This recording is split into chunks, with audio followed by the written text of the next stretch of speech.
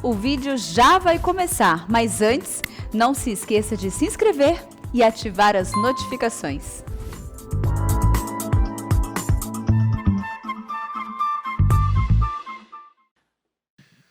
Graça e paz no nome de Jesus, irmãos. É uma alegria, um prazer trazer a palavra de Deus neste culto restaurado pela palavra. Eu gostaria que você abrisse então a sua Bíblia no livro dos Salmos. Livro dos Salmos, número 6.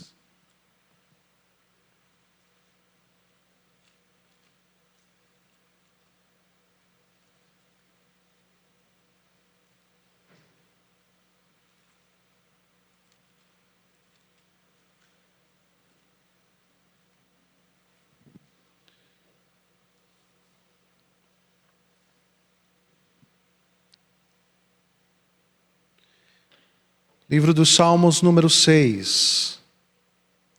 Assim diz a palavra do Senhor: ao mestre de canto, com instrumento de 8 cordas, Salmo de Davi. Senhor, não me repreendas na tua ira, nem me castigues no teu furor. Tem compaixão de mim, Senhor, porque eu me sinto debilitado.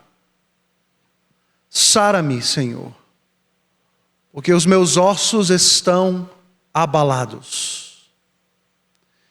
Também a minha alma está profundamente perturbada.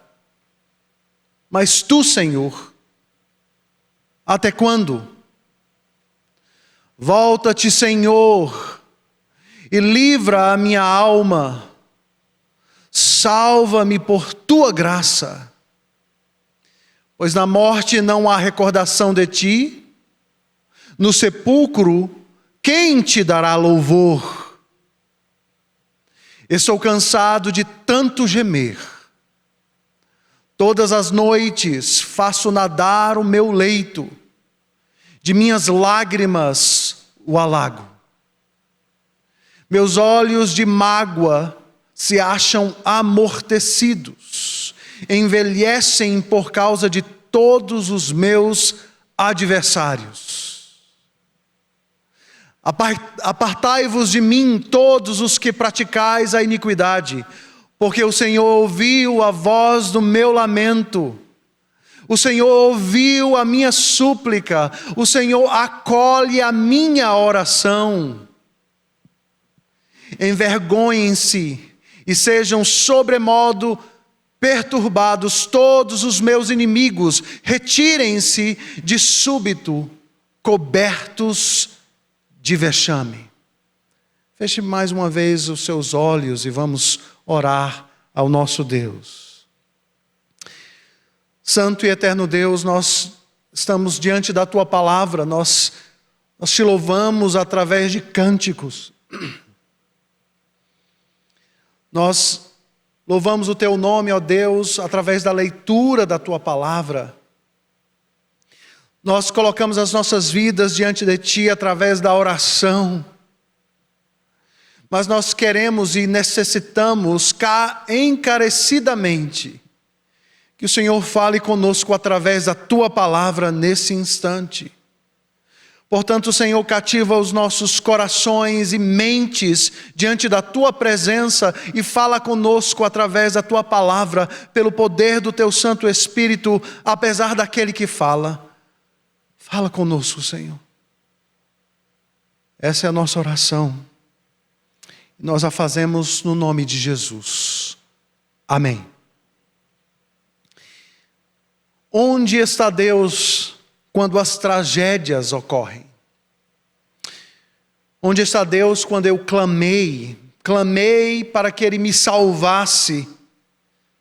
Meu filho, a minha esposa, o meu amigo, o meu ente querido. Quando o sofrimento bate à sua porta, querido, o que você faz? Nós vivemos num mundo caído, quebrado, atingido pela queda. E cada um de nós aqui nessa noite, cada um daqueles irmãos e irmãs, pessoas que estão nos acompanhando neste momento, nós sabemos que o sofrimento é inevitável. Em algum momento ele bate à nossa porta.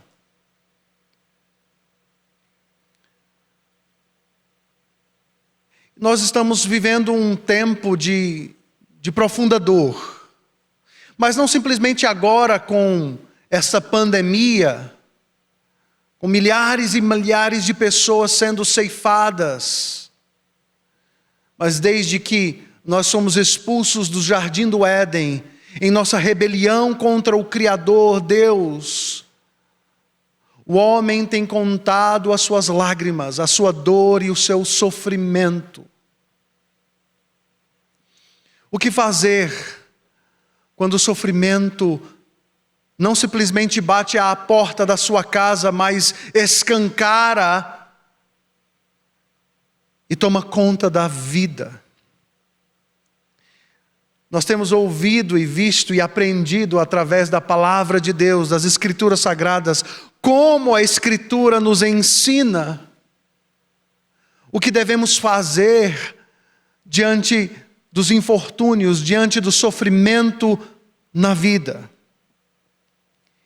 E não é diferente aquilo que acontece diante dos nossos olhos no Salmo de número 6. Ele é classificado normalmente como um lamento individual, uma oração de uma pessoa aflita, tanto em sua alma como em seu corpo. Para a maioria dos comentaristas, a melhor opção para tratar o Salmo é olhá-lo como uma expressão de profunda angústia, sem que necessitemos especular o contexto no qual ele foi composto.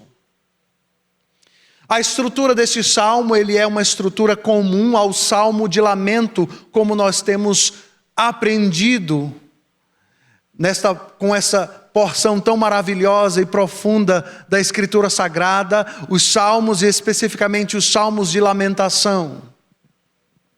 O salmo, nos 3 primeiros versículos, começam com um grito de clamor, de alguém que está sofrendo. Os versículos de 4 a 7 nos dão uma súplica, uma oração a Deus em meio ao sofrimento. Os versículos de 8 a 10 nos mostram uma expressão da confiança do salmista, do rei Davi. Vamos então à primeira parte.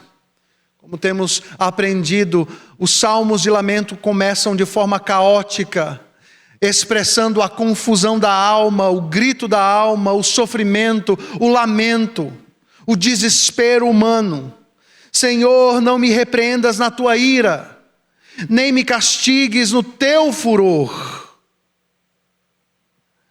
Aqui há uma sensação de que algo está acontecendo ou Deus está penalizando o salmista, Davi.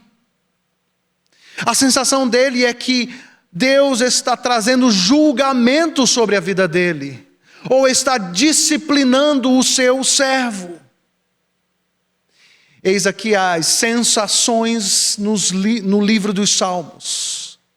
Como as emoções dos salmistas são claramente descritas. E a primeira delas é: Deus esqueceu de mim? Porque isso está me acontecendo? O que é que eu fiz contra Deus? Porque eu estou passando por isso? Será que eu mereço tal infortúnio, tal sofrimento? O grito de Davi se arrasta dizendo: tem compaixão de mim, Senhor, porque me sinto debilitado. Sara-me, Senhor, porque os meus ossos estão abalados. Também a minha alma está profundamente perturbada. Mas tu, Senhor, até quando? Até quando, Senhor? Como eu já lhes disse, nós não sabemos precisamente o contexto sobre o qual este salmo foi composto. Nós não sabemos que se este salmo foi composto por causa de um pecado específico na vida de Davi, que trouxe consequência a este homem, infortúnio, sofrimento, ou simplesmente se ele é uma expressão da melancolia, da tristeza deste homem, por causa que algo muito profundo, muito sério aconteceu com ele. Mas percebam que nós não precisamos com exatidão saber o que aconteceu. O ponto aqui é o lamento, é a angústia, é a dor articulada diante de Deus. Queridos, eu não sei se você já se sentiu assim. Ou se você está se sentindo assim agora. Passando por um sofrimento profundo. E a sensação é que você foi abandonado por Deus. Ou que simplesmente Deus está trazendo maldição, ou infortúnio, ou sofrimento por algum pecado que você cometeu no seu passado. Talvez você se sinta dessa forma. Todos nós que estamos aqui nessa noite, ou aqueles que nos acompanham em seus lares. O que eu fiz para merecer tudo isso? Deus está me punindo? Não me repreendas na tua ira, nem me castigues no teu furor. Esta é a sensação clara do salmista. E ele está falando para Deus. Não há rodeios, não há tempero, mas há um grito, um clamor direto a Deus. Talvez você tenha perdido alguém muito precioso.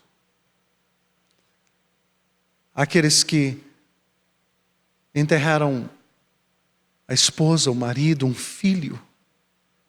Eu não consigo imaginar uma dor maior do que enterrar um filho. Talvez você tenha perdido o seu emprego. Talvez você tenha recebido um diagnóstico que tirou o chão de sobre os seus pés. E a vida passou a não ter sentido, não ter propósito, não ter direção, não ter um rumo. Porque o sofrimento tomou conta da sua alma. E talvez a angústia e a aflição seja tão profunda que o seu corpo já sente os efeitos do sofrimento, da aflição, da angústia. E o salmista diz: os meus ossos estão abalados. O sofrimento é tão profundo que a coisa não está simplesmente na alma, já alcançou ele por completo. Talvez você perdeu o seu negócio, a sua empresa fechou, e você não consegue ver mais uma luz no final do túnel. O sofrimento tomou conta da sua vida. Daí a angústia está esmagando a sua alma, a ponto de atingir o seu corpo. E é nesse exato momento que você se pergunta: por que Deus está fazendo isso comigo? Porque Deus está fazendo isso comigo. Ele está irado contra mim. Onde está Deus? Até quando, Senhor, eu vou passar por tudo isto? Como eu lhes falei, queridos, o sofrimento humano é uma realidade neste mundo em que vivemos. É certo que ele tem diferentes causas. Pessoas sofrem em consequência do pecado. Sim, o pecado traz sofrimento. Mas nós podemos chegar à conclusão de que todo sofrimento acontece ou ocorre em decorrência do pecado? A resposta é não. A Escritura Sagrada nos traz um espectro muito mais amplo para nós entendermos um pouco da experiência do sofrimento na vida humana, na experiência humana. Podemos sofrer porque somos ou fomos vítimas de pessoas malvadas. Recebemos o mal vindo de outras pessoas. Isso acontece de diversas formas. Os relacionamentos podem trazer isso a cada um de nós. pessoas que podem nos trair, nos apunhalar pelas costas, ou até mesmo no peito. Sofrimento pode ser decorrência do mal impetrado por outras pessoas. A Escritura está cheia, os salmos de lamento estão cheios de descrições de relacionamentos quebrados, fraturados, coisas horríveis acontecendo. Mas o sofrimento pode ser simplesmente a causa de sermos fiéis ao nosso Deus. Quantas pessoas estão sofrendo porque elas querem viver de uma forma fiel ao Senhor, santa? Quantas pessoas perdem o seu emprego porque decidiram viver de forma consistente dentro do ambiente de trabalho, buscando fazer tudo para a glória de Cristo, mas ser consistentemente cristão no mundo em que nós vivemos, no ambiente de trabalho, pode trazer perseguição, infortúnio e sofrimento. Podemos sofrer por causa de ataques demoníacos. Sim, podemos sofrer por causa de Satanás. Lembram-se do caso de Jó? Quando Deus permite que Satanás toque a vida de Jó, seus filhos são mortos, ele perde todos os seus bens e a sua saúde também.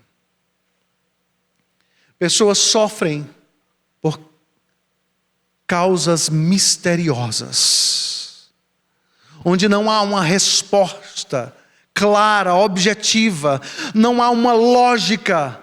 Nós sofremos no mundo caído. O sofrimento humano é uma realidade neste mundo. Ele é inevitável. A promessa que diz pare de sofrer é simplesmente antibíblica, irreal. Ao longo da história da humanidade, tentamos evitar o sofrimento, mas nós nos frustramos e sofremos porque reconhecemos que ele não pode ser evitado. Se sofremos, então, qual é o ponto que nós aprendemos aqui neste primeiro trecho, nesta primeira parte dos Salmos? É o que nós devemos fazer com o sofrimento, quando as sensações de trevas invadem o nosso coração. Vejamos aqui, queridos, neste salmo e em tantos outros salmos de lamento nas Escrituras Sagradas, uma forma do que fazer com o nosso sofrimento. O que você pode fazer com essa dor, com a angústia que está esmagando a sua alma? Os versos de 4 a 7 nos respondem isso. Uma súplica para que ele seja livre de sua miséria. Eis aqui dos versos de 4 a 7, uma súplica para que ele seja livre da sua miséria. O que ele faz com o sofrimento? Ele não se revolta contra Deus, mas ele leva a sua dor até a Deus. E ele diz: volta-te, Senhor, e livra a minha alma. Salva-me por tua graça. Pois na morte não há recordação de ti, no sepulcro quem te dará louvor? Eu sou cansado de tanto gemer, todas as noites faço nadar o meu leito, de minhas lágrimas o alago. Meus olhos de mágoa se acham amortecidos, envelhecem por causa de todos os meus adversários. Eis aqui, queridos, o que esse homem, o que esse salmista, o que Davi está fazendo com o seu sofrimento. Eis aqui no início do verso 4, uma constatação, uma outra sensação, porque Davi diz: retorna, Senhor, volta-te, Senhor. E a sensação é: da plena e completa ausência de Deus. Você já se sentiu assim? Como se Deus não estivesse perto? Como se simplesmente a sua voz e a sua oração fossem como palavras lançadas ao ar, que não conseguem tocar o teto? Como se Deus estivesse completamente ausente, inerte, indiferente à sua dor? É isso que nós estamos vendo ou lendo diante de nós. Volta-te, Senhor, socorre-me, Senhor, salva-me por tua graça. Eis aqui o ponto ápice do Salmo, quando ele detalha de forma rica e profunda a sua dor. E ele diz: salva-me por tua graça, socorre-me, pois não há recordação de ti no sepulcro. Quem te dará louvor na morte? A ideia aqui não é que Davi não cria na vida após a morte. Isso é inconsistente com os seus escritos no Antigo Testamento. Ele tinha a esperança da vida do porvir. Isso é inconsistente com o ensino da Escritura Sagrada, porque os crentes na Bíblia esperam a esperança gloriosa do futuro. Mas a ideia aqui é algo simples, mas profundo. O ponto ápice da experiência do homem no conhecimento de Deus é em vida. É em vida. É em vida ou nesta vida que nós podemos servir e conhecer a um Deus que salva, que socorre, que redime a realidade humana de homens e mulheres pecadores. Portanto, Senhor, se eu morrer, como poderei te louvar? Perderei a oportunidade de adorar o teu nome. E a descrição do verso de número 6: estou cansado de tanto gemer. Todas as noites faço nadar o meu leito, de minhas lágrimas o alago. Eis aqui é o estado claro e detalhado de alguém em profundo sofrimento e angústia. De tristeza os meus olhos se consomem, envelhecem por causa dos meus adversários. Davi foi um homem com muitos inimigos, dentro do povo de Israel, dentro do seu lar e fora do povo de Israel. Inimigos por todos os lados, que fizeram a sua vida em muitos momentos de sua história miserável, terrível, grotesca. Uma súplica ao Senhor: livra-me, Senhor, socorre-me por causa da tua graça, por causa do teu amor, a qual eu não mereço. Socorre-me, Senhor. Esta é a súplica de Davi. Percebam que, apesar dos detalhes da sua tristeza, da sua melancolia, de sua depressão, se falarmos em termos modernos, ele está buscando a Deus. Perceba que dos versos 1 ao verso 4, Davi clama a Deus por 5 vezes usando a palavra Senhor, não me repreendas, verso 1.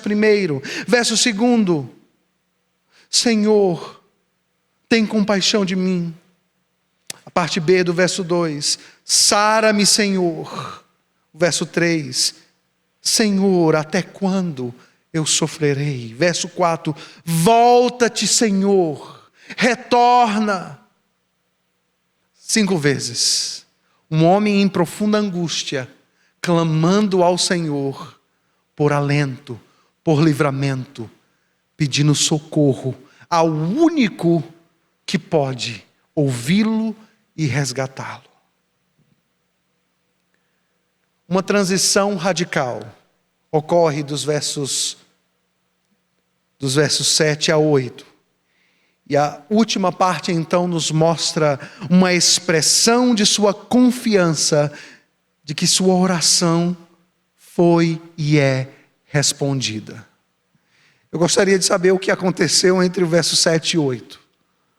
Porque a transição e o formato das palavras são abruptamente diferentes. Ele diz: afastem-se de mim, verso 8.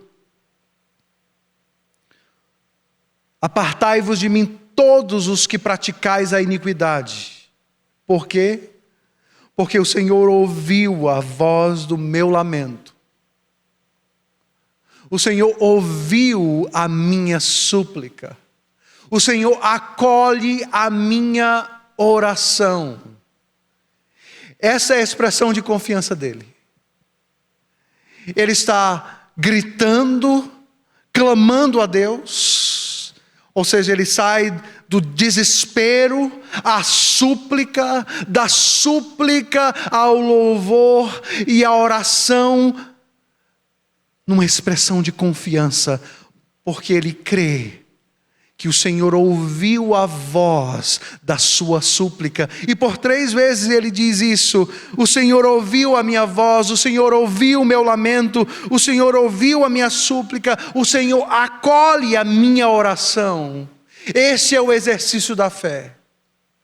Quando eu não estou vendo as coisas acontecendo ao meu redor, quando eu oro e parece que as coisas não estão acontecendo, nós podemos louvar, nós podemos confiar, porque a fé é a certeza das coisas que se esperam e que nós não podemos ver, mas nós temos a certeza que elas ocorrerão. Elas não dependem das circunstâncias, elas dependem da palavra de Deus. Os inimigos serão vindicados, serão julgados. O verso 10 é uma vindicação do julgamento de Deus sobre os iníquos. Quando ele diz: sejam envergonhados e fiquem extremamente perturbados todos os meus inimigos. Retirem-se num instante cobertos de vexame, cobertos de vergonha. Eu aguardo na justiça e no julgamento do meu Deus, diante de todo o mal que é feito contra mim. Nós podemos confiar neste Deus. Nós podemos ter a certeza de que Ele ouve a nossa voz. E não foi assim na história da redenção. Quando por vezes o povo de Israel se apartava do Senhor e fazia o que era mal diante de Deus, e os profetas usados por Deus diziam: arrependei-vos e creiam no Evangelho. Se o meu povo, que se chama pelo meu nome, se humilhar, orar e me buscar, então eu ouvirei do céu, eu sararei a vossa terra. Eu ouvi a vossa oração e por isso mandei adiante o meu servo para resgatar o meu povo do cativeiro do Egito. Nós servimos a um Deus que ouve a súplica, o clamor e o sofrimento daqueles que estão em sofrimento, daqueles que estão em angústia. Deus jamais desampara aquele que estende as suas mãos aos céus, clamando ao Deus Criador dos céus e da terra. Deus é um Deus pessoal. Deus é o Deus que provou o seu amor para conosco pelo fato dele ter enviado Jesus Cristo, o homem de dores, o homem que sabe o que é sofrer, que conheceu o sofrimento e provou toda a dor que um homem pode ou pode provar. Você pode imaginar o que uma criança santa e sem pecados experimentou vivendo em meio a crianças pecadoras? Você consegue imaginar o que um adolescente santo e sem pecados viveu em meio a uma sociedade corrompida? Você pode imaginar o que um homem santo e sem pecados sentiu, padeceu e experimentou em meio a homens corruptos e pecadores? Essa é a vida do nosso Senhor Jesus Cristo. Queridos, olhemos para esse salmo. E se você está aqui nessa noite, você pode dizer: pastor, Deus tem me abençoado. Eu tenho vivido dias bons e regozijantes, alegres. Mas eu sei que você conhece pessoas em profundo sofrimento. Deus pode usar a sua vida. Tome este salmo e traga esperança àqueles que choram e sofrem. Queridos, que tesouro nós temos em nossas mãos. Pessoas no mundo inteiro estão tirando as suas vidas, porque elas não têm esperança. Porque no sofrimento elas não têm uma luz no final do túnel. E elas não mais enxergam razão para viver, propósito para viver, direção na vida. Nós precisamos pregar o Evangelho.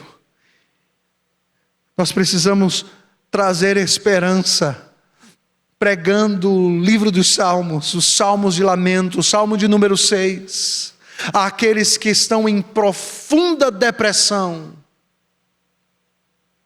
e precisam ouvir essa mensagem,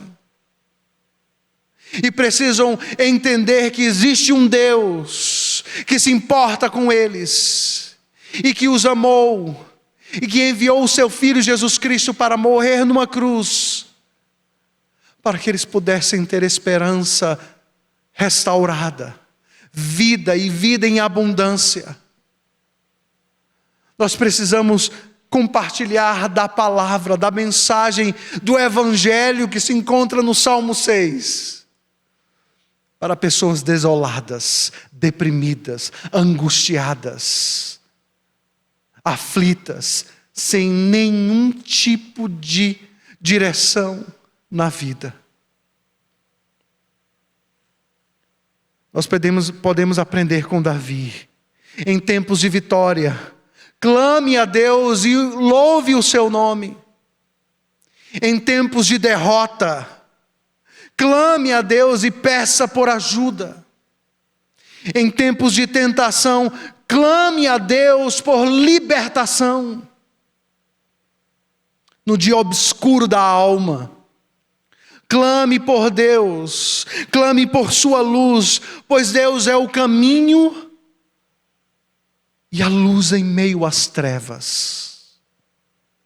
Ele é a certeza da nossa esperança na vida e na morte. Ele é a nossa esperança mesmo quando não percebemos a sua presença. Se você nessa noite não consegue mais sentir a presença de Deus e se sente como abandonado, Ele está presente a despeito dos seus sentimentos e sensações. Em 1563, na cidade de Heidelberg, um catecismo foi escrito para que os ensinos fundamentais da fé pudessem ser memorizados por crianças. A primeira pergunta deste catecismo diz: qual é o seu único consolo na vida e na morte? E a resposta deste documento histórico nos diz: o meu único consolo é o meu fiel Salvador Jesus Cristo. A Ele pertenço em corpo e alma, na vida e na morte. E não pertenço a mim mesmo. Com seu precioso sangue Ele pagou por todos os meus pecados e me libertou de todo o domínio do diabo. Agora Ele me protege de tal maneira que, sem a vontade do meu Pai do céu, não perderei nenhum fio de cabelo. Além disto, tudo coopera para o meu bem. Por isso, pelo Espírito Santo, Ele também me garante a vida eterna e me torna disposto a viver para Ele, daqui em diante, de todo o coração. Que a sua alma seja renovada, que a sua esperança seja restaurada pela palavra de Deus. Que você ore em tempos de angústia a um Deus que, a despeito de nossas sensações, está presente. Vamos orar. Santo e eterno Deus, nós te agradecemos, Pai, porque nós podemos levar a nossa dor e a nossa angústia para o Senhor. Nós te agradecemos, ó Deus, porque Cristo vive, nós podemos crer no amanhã. Nós te louvamos, ó Deus, porque mesmo sofrendo e vivendo num mundo, numa verdadeira peregrinação no deserto, nós sabemos para onde o Senhor está nos levando. Para um novo céu e uma nova terra. Para um lugar onde não haverá mais pecado. Não haverá mais dor. Não haverá mais lágrimas. Porque o Senhor mesmo enxugará dos nossos olhos toda lágrima. Não haverá doença, não haverá luto, não haverá dor, porque as primeiras coisas passaram, e eis que todas as coisas se fizeram novas. Esta é a nossa esperança viva e verdadeira. Que essa verdade alimente a nossa alma. Nós oramos a Ti, no nome de Jesus. Amém.